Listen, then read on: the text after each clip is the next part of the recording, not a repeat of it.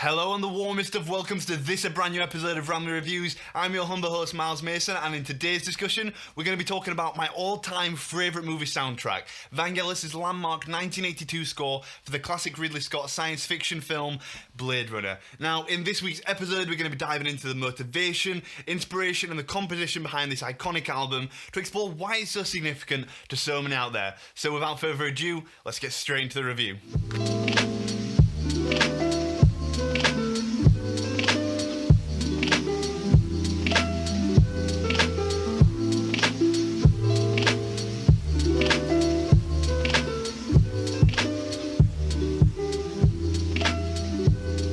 For me, 1982's Blade Runner is one of the quintessential science fiction narratives.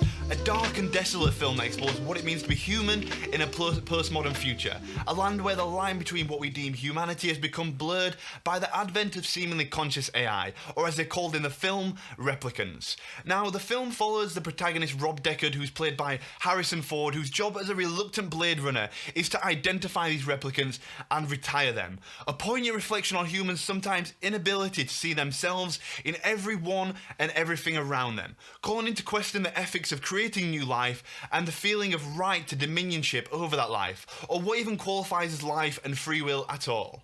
As an adaptation of Philip K. Dick's novel Do Androids Dream of Electric Sheep, this film sought to depict a foreign but eerily familiar future where the essential human emotions like empathy, fear and love are put to the test in a dreamlike dystopian future of producer Mike Dealey and director Ridley Scott's design. And nothing immerses the audience into this vivid landscape more so than the intoxicatingly cerebral soundtrack scored by the legendary luminary Vangelos Odysseas Papathanasiou.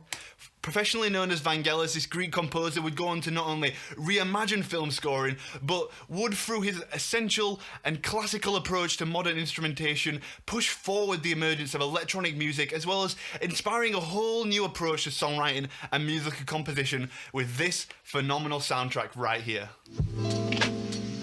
Vangelis was fresh off the scoring of his Academy Award-winning soundtrack for the film Chariots of Fire when he was approached by Scott, who had admired Vangelis' application of synthesizers within that score and how well they had influenced the emotional impact of that film. And that's what Scott wanted for Blade Runner, a complex guiding soundtrack that tied super closely to the narrative of the film. Now, after accepting this opportunity, Vangelis set to composing for this new film, employing the same approaches of his previous project, most notably his complex understanding of both synthesis and classical composition, fusing the two worlds into one dreamlike sound that provided the perfect ambience to this mysterious and unnerving film. I feel that the primary motivation for this sonic fusion was first of all the advent of improving synthesizer technology, particularly the introduction of more user-friendly polyphonic synthesizers, meaning synthesizers that could play one or more notes at a time. For example, the Yamaha CS80, which was one of the main tools in Vangelis' arsenal. Now, this is an extremely rare synth nowadays, but can be replicated with various VST plugins. I have one right here made by Memory Moon that demonstrates the lush sounds of his synthesizer. Just take a listen.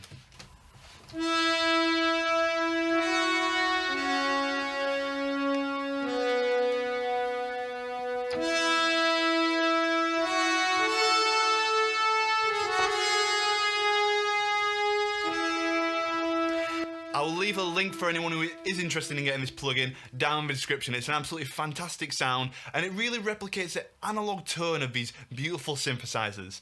Now, the complexity of sound that you can get from these synths is so enthralling, and it played such an essential role in the sound of his project, providing a new musical horizon that goes hand in hand with the classical music that had preceded it. And now it's easy to make reference to this kind of sound in music synths, but back in the day this was truly breaking new ground for sound. It goes without saying that the inspiration behind this album is the breathtaking world that Mike Dealey and Ridley Scott had created, and nowhere is this inspiration more noticeable than in the opening sequence of this film, where as the audience we see a silhouette of this dystopian Earth, and Vangelis sets this scene so superbly, drumming up anticipation for what is about to come with those beautiful synth sounds and their fusion with the percussive instruments he used, making for one of the most hauntingly beautiful establishing shots in cinema. Actually, let me show you what I'm talking about here.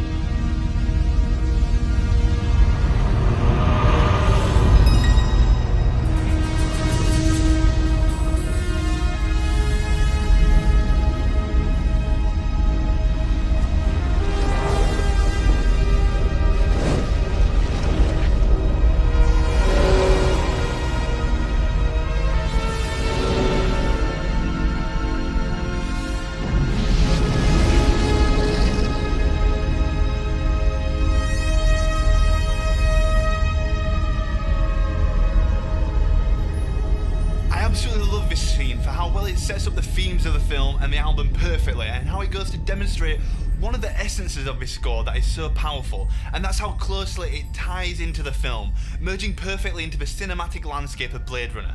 Now, this soundtrack is more than just a soundtrack to me. It feels more like a living, breathing embodiment of the characters and the themes of this incredible story. As for the composition of this project, Vangelis simply sat down with his synthesizers and watched freshly edited scenes, capturing the emotions he felt and instantly converting them into music. I find this approach to writing music to be an incredibly romantic ideal, as it allowed for non-judgmental creative freedom, allowing his emotions to instantly manifest into sound, removing the demand for thought and notation to convey these grand themes. Most of his initial improvised recordings would go on to be the primary motifs found within this album, which I feel makes it all the more inspired and inspiring. Now I really briefly want to take a look at the composition of the album, because this record to me is almost a separate entity to the film score. I mean, don't get me wrong, whenever I listen to this album it always conjures up imagery of the film, but so much more thanks to the incredible flow of the album and the movement from song to song, creating a very dreamlike and transient effect. And it is worth mentioning that this record didn't even come out till like a decade after the movie. And one of the factors that I really love about it is how well they fuse the music together with the iconic sound design and pieces of dialogue found within the film, demonstrating again how inexplicably linked the two are. Okay, so now for my final thoughts on this soundtrack. I absolutely adore it. In fact, this vinyl is the most prized in my collection, and not because of its value or anything like that, but just because I've spent so much time with it. Whether it's studying or relaxing, I've always found this project to be an incredibly transient sonic experience and an incredible meditation on music. But now I would love to hear what you have to say about this album. Have you given it a good listen? And if you have, please tell me what it means to you down in the comment section below. And as with each episode of Random Reviews, I have a further listening Spotify playlist down in the description, basically a collection of songs that nicely explore and accompany the sound of this incredible album, including a range of Vangelis' other works. And if you did enjoy this week's episode of Rambling Reviews, then be sure to subscribe to the channel and check out my Instagram page. I have a ton more music related content coming for you guys, so do stay tuned. And as always, I truly appreciate you guys for joining in for this episode. I'm absolutely loving making these videos, and I'm just so thankful for you guys being here. So thank you once again, and I'll see you in the next episode.